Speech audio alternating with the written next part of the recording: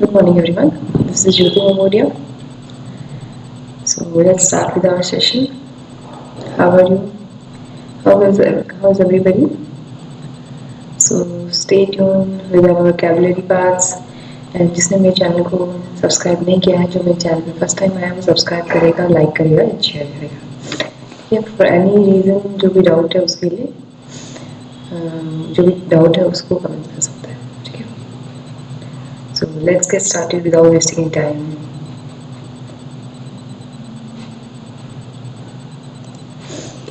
First word is impale and drive. Impale और हम drive से क्या समझते हैं? इम्पेल और ड्राइव क्या होता है? दोनों वर्ड होते हैं जब हम खुद को पुश करते हैं, अर्ज करते हैं लोगों को किसी भी काम के लिए, तो हम वहाँ पे दोनों वर्ड यूज कर सकते हैं, इम्पेल और ड्राइव. अब ड्राइव कहाँ पे यूज होता है? ड्राइव जनरली हम यूज करते हैं जब हम अपनी अंदर की एक पावरफुल इफेक्ट, खुद की डिजायर को, इंटरनल जो डिजायर होती है, हम वहाँ पे उसको पुश करते हैं, तो वहाँ पे हम यूज करेंगे ड्राइव.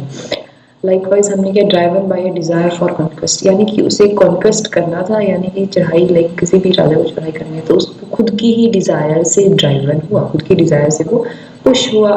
उसके अंदर एक अर्जेंस की पुश करने की भावना, मतलब like pushing something, driven by the force to attempt an exam, SBI exam जो भी है, तो इस तरीके से.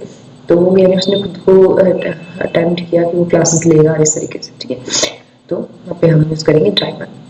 अब इम्पेल कहाँ यूज होता है? इम्पेल जनरली हम यूज करते हैं लाइक नेगेटिव सेंस में भी यूज कर सकते हैं, या फिर किसी के अपोजिट सेंस में, like to strike against. Impel का मतलब होता है या फिर एक मोशन में सेट करना, खुद को पुश करना, like as wind impels a ship, यानी विंड ने पुश किया एक शिप को. तो ये एक बाहरी चीज भी हो सकती है.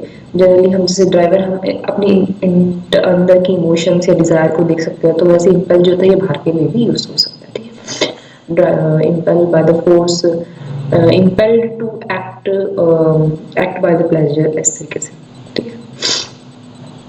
अब प्लेजर जो होती है वो तो बाहर की फीलिंग होती है, तो उस तरीके से हम यूज कर सकते हैं. सेकेंड वर्ड इज प्यूराइल और इमेच्योर. अब प्यूराइल और इमेच्योर से क्या समझते हैं? प्यूराइल और इमेच्योर से क्या समझते हैं? प्यूराइल जो होता है, ये दोनों दोनों ही वर्ड जो होते हैं. इमेच्योरिटी कैसे होती है? लाइक इमेच्योर है, लाइक उसने अच्छा बिहेव नहीं किया है, इमेच्योरिटी फील बोलते हैं ना कि इमेच्योर बिहेव कर रहा है, अनप्रोफेशनल बिहेवियर है उसका, एक सेल्फिश बिहेवियर है, किस तरीके, इस तरीके का बिहेवियर नहीं चलेगा. तो वो जो इमेच्योरिटी है, मतलब मैच्योरिटी थोड़ा शो करता है, दैट इज इमेच्योरिटी है. उसका अपोजिट जो रहेगा वो इमेच्योर होगा. अब प्यूराइल जो होगा वहाँ पे हम बोलेंगे या तो उसका चाइल्डिश बिहेवियर था, या फिर उसने बॉयिश, मतलब एक सिली टाइप का बिहेवियर शो कर रहा था, जो एक शैलो आइडिया से एक्शन थे, तो वहाँ पे हम उसे प्यूराइल बोलेंगे. Like puerile driver, puerile name calling. ठीक है. मैडिंगली या फिर एम्बैरेसिंगली उसने इस तरीके से बोला, तो वहाँ पे हम बोलेंगे प्यूराइल. अब विच इमेच्योर सबको पता ही है इमेच्योर कहाँ पे यूज करते हैं. अब प्यूराइल को देख लेते हैं जरा. I wish I read the review that said the movie was filled with puerile comedy. यानी कि मतलब एक बॉयज टाइप की कॉमेडी थी, ये चाइल्डिश बिहेवियर था उसमें, तो उस तरीके की वजह से उसको हंसी नहीं आती है, तो प्यूराइल कॉमेडी हो गया. Next word is diminutive and miniature. Diminutive और मिनिएचर से हम क्या समझते हैं? डिमिनिटिव और मिनिएचर दोनों ही वर्ड का मतलब होता है कि जो छोटे साइज में होते हैं. अब मिनिएचर जो होता है वो क्या होता है? मिनिएचर होता है कि हमने एक जो कोई भी चीज़ हमने सरप्राइजिंगली देख ली, छोटी है तो है, जैसे मिनिएचर डॉल हाउस, मतलब एक डॉल हाउस देखने में एक हमारे लिए एक सरप्राइज था, तो हमने वो उसे एक छोटे से में देखा, छोटा सा साइज में, तो हम उसे बोलेंगे miniature doll house. Miniature doll house furniture या फिर मिनिएचर स्क्रू ड्राइवर, तो ये एक सरप्राइजिंग वाला थिंग था, तो वहाँ पे हम उसे मिनिएचर यूज करेंगे. Next word is diminutive stature. Diminutive जो है, मतलब हम डायमिनुटिव जो है वो हम जनरली छोटे उसके लिए यूज करेंगे, तो जैसे हमने उसके डायमिनुटिव साइज होगा फोन, डायमिनुटिव स्टेचर यानी इसका एक छोटा स्टेटस होना, छोटा सा फोन होना, तो उस तरीके से हम जो करेंगे साइज ऑफ एडल्ट पीपल, यानी कि एक एडल्ट पीपल का छोटा साइज होना, तो हम उसे बोलेंगे एक डायमिनुटिव यानी छोटा साइज होना. मिनिएचर स्मॉल और डायमिनुटिव यानी कि बड़ी चीज का छोटा साइज होना, वहाँ पे हम उसे डायमिनुटिव यूज करेंगे. Despite the diminutive size these stereo speakers pack a punch, यानी कि उसके छोटे साइज होने के बावजूद भी स्टीरियो स्पीकर्स ने पंच किया. तो these are the three words. Next today I have bring the one word substitution for first word is atheist. इसका मीनिंग जो होता है इसका मीनिंग जो है atheist मतलब person who does not believe in the existence of God, जो एक पर्सन जो एग्जिस्टेंस में गॉड के एग्जिस्टेंस में बिलीव नहीं करता, that is atheist. Second is autocracy. Autocracy होती है गवर्नमेंट बाय वन मैन, एक आदमी ने गवर्नमेंट चला दी, हु अनलिमिटेड पावर्स, की अनलिमिटेड पावर, यानी अब एक आदमी चला रहा था अपनी मर्जी से जो भी चला, जो भी चीजें उसने जो भी मतलब उसके रूल्स में आए, मन में आया, वो उसने कर दिया, that is autocracy. Next is autocrat, a person who rules without consulting the opinion of other, यानी कि अब एक पर्सन, मैंने बताया ऑटोक्रेसी जैसे वन मैन के द्वारा चलाई हुई गवर्नमेंट, अब उसी के मन में जो है तो दूसरों से कंसल्ट तो कर ही नहीं रहा, तो that is autocrat. So these are the three substitution word. Let's take the error detection part. The farm protest cannot switch. इसमें क्या करना है, इसमें जो है 4 सेंटेंस दिए हैं, 4 सेंटेंस में से किसमें आपका एरर है वो बताना है। The farm protest cannot wish away with such a reductive approach. A farm protest, यानी this is a present tense sentence. The farm protest cannot wish away with such a reductive approach. ये बिल्कुल सही है। Dust have finally settled. Have settled, that is have के साथ third form, तो have settled सही है बिल्कुल। On a long winning tournament which also had a pandemic induced interval, had के साथ induced interval, ठीक है, तो ये भी सही है। The context, venues and timeline change, but for the IPL some truth seems eternal. Context, venue और timeline जो है वो चेंज हुई, जैसे past sentence तो बताया हुआ है, but for the IPL some truth seems eternal, और जो कुछ ट्रुथ थे, तो कुछ ट्रुथ जो है, ट्रुथ जो है वो तो अभी भी वैसे के वैसे ही है, that is a present tense. CSK MS champion with swagger while ignoring the sarcasm of being a dead army. CSK जो है उसने एमर्ज्ड किया कैसे, चैंपियन विद स्वैगर। अब यहाँ पे एमर्ज्ड की जगह एमर्ज आना चाहिए था, यानी प्रेजेंट टेंस आना चाहिए। तो CSK emerge champion with swagger, swagger के साथ उन्होंने चैंपियन बन के जो सीएसके आया, व्हाइल इग्नोरिंग, जबकि उन्होंने कैसा इग्नोर किया, while, देखो while से पता चलता है कि there is a present sentence, तो while ignoring the sarcasm of being a dad army, ठीक है, तो this डी जो रहेगा हमारा एडिटेशन रहेगा। सो आज की वोकैबुलरी जो है वो इसके ऊपर है, जो फार्मर्स के जो बिल्स हैं उनको मतलब सरकार ने जो उस पर क्या रोक लगाए हैं या फिर क्या चीज़ उसमें आकर सुप्रीम कोर्ट ने अपनी जो है जजमेंट रखी है उस चीज़ के बारे में, ठीक है, तो हम इसकी वोकैबुलरी देख लेते हैं। First word is impassive, a situation no progress is available, जिसमें कोई प्रोग्रेस नहीं हो सकती है।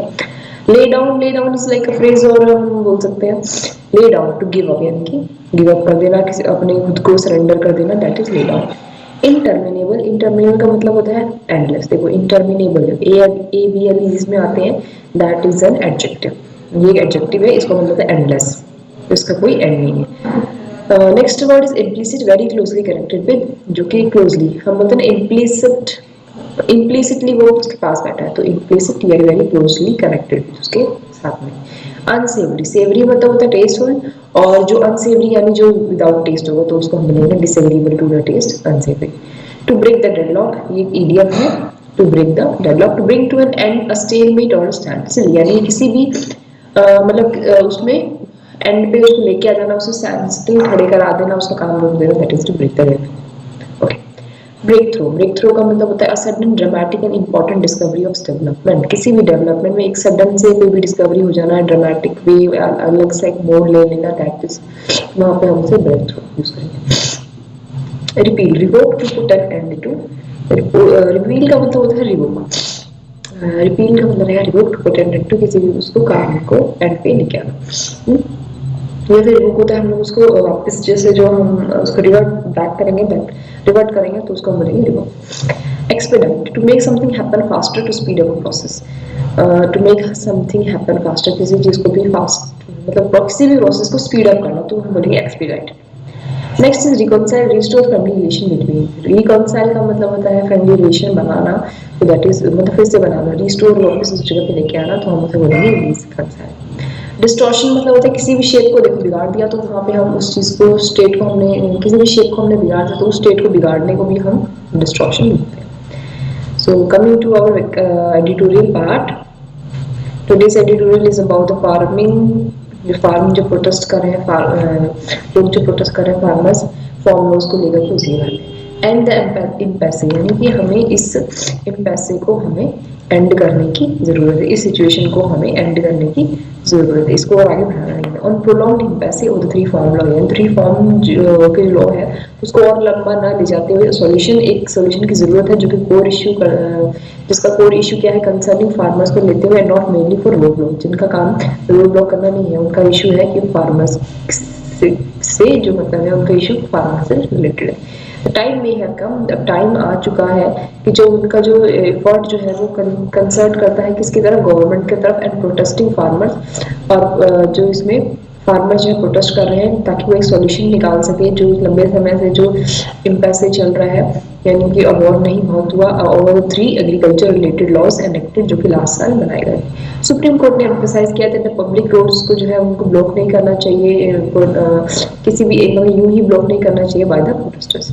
इंडियन ऑब्जर्वेशन में देखा गया कि बहुत सारे जो पेटिशंस डाले गए हैं पब्लिक के द्वारा from members of the public, जो इन पब्लिक के जो एक रिप्रेजेंटेटिव है उनके द्वारा जो डाले गए हैं बहुत सारे पिटीशंस कंप्लेन कर रहे हैं that the right of free movement, जब उनका जो मूवमेंट फ्री मूवमेंट करने का जो राइट है हैज बीन उनको कर्टल यानी गिरा देना, उनको गिरा दिया गया है by the ongoing protest by the farmer, यानी इस प्रोटेस्ट के दौरान।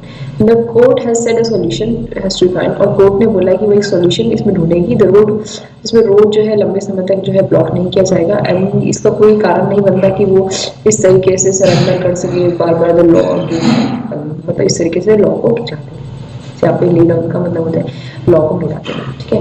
रेफरेंस वाज टू लॉस्ट, और रेफरेंस किसको दिया गया है कि एक पिछले बार जो है शाहीन बाग में प्रोटेस्ट किया था सिटीजनशिप अमेंडमेंट एक्ट को लेकर के, where it was having that public ways, और ये बोला गया है कि पब्लिक वेज में या पब्लिक स्पेसेस में आकर के इस तरीके से पीसफुल प्रोटेस्ट के दौरान ये इस तरीके से ब्लॉक नहीं कर सकते। The observation can be seen, और ये ऑब्जर्वेशन भी देखी गई है आइदर एज अ जिसमें कि डिसअप्रूवल दिखाया गया है tactics of holding interminable protest, जबकि उनका जो इनटर्मिनेबल प्रोटेस्ट रहा है यानी कि एंडलेस, उनका जो प्रोटेस्ट जो है वो एंडलेस था और इज एन इम्प्लिसिट, यानी एंडलेस क्यों बोला क्योंकि कोविड की सिचुएशन भी आ गई थी फिर भी वो लोग वहाँ पे बैठे हुए थे प्रोटेस्ट कर रहे थे, और इस तरीके की उन्होंने क्रिटिसिज्म भी गवर्नमेंट की तरफ लगाई है for being unable to find, जो कि बताते हैं कि वो फार्मर्स के ग्रीवियंसेस को लेकर के कोई भी सॉल्यूशन नहीं लेके आ पाई है गवर्नमेंट, उसको लेकर के यहाँ बात की। इवन वाइल डिनाइंग दैट, और वो डिनाई भी कर रहे हैं that they are responsible for the hardship, और वही उनके लिए रिस्पॉन्सिबल होंगे इस हार्डशिप के जो कि पब्लिक जो है रोड पे ब्लॉक कर रही है, police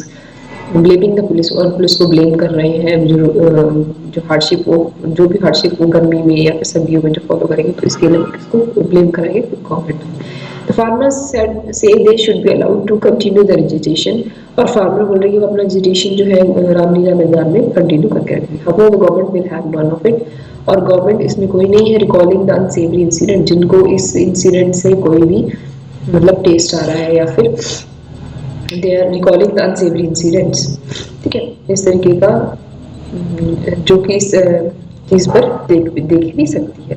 that took place on Republic day, जो कि रिपब्लिक डे पे हुआ था when the protest rolled into the capital, जो प्रोटेस्ट जो था कैपिटल सिटी में बहुत ज़्यादा हो गया था, रोल्ड इनटू मतलब इंक्रीज हो जाना। Conflict between the two competing rights, the conflict जो हुआ था दो कंपीटिटिव राइट, यानी कि एक तो फ्रीडम टू प्रोटेस्ट, इन दो राइट्स को लेकर के उन्होंने कॉन्फ्लिक्ट किया था कि एक फ्रीडम टू प्रोटेस्ट कि उनको फ्रीडम है कि वो कितना ही प्रोटेस्ट कर सकते हैं, और एक right to free movement of the public, यानी कि पब्लिक में आकर के वो ऐसा फ्री मूवमेंट के लिए उनके right is not only respect that requires immediate attention, यही एक कारण नहीं है कि इमीडिएट अटेंशन की जरूरत है, there seems to be no attempt, और ये कोई अटेम्प्ट नहीं है कि to break the deadlock of the core issue, कि वो इस डेडलॉक को जो है मतलब उनके जो लॉज है उनको एक रास्ते पे ला करके खड़ा करें। With the farmers demanding an outright repeal of the laws, और जो फार्मर जो डिमांड कर रहे हैं कि वो लॉज को फिर से लेके आएंगे। And statutory validation for the claim that MSP reason will not come to it, और उनका एक स्टैट्यूटरी जो वैलिडेशन है कि वो जो एमएसपी का रीजन जो एमएसपी जो है मिनिमम सपोर्ट प्राइस जो है उसको वो कम एंड पे ला करके छोड़ेंगे।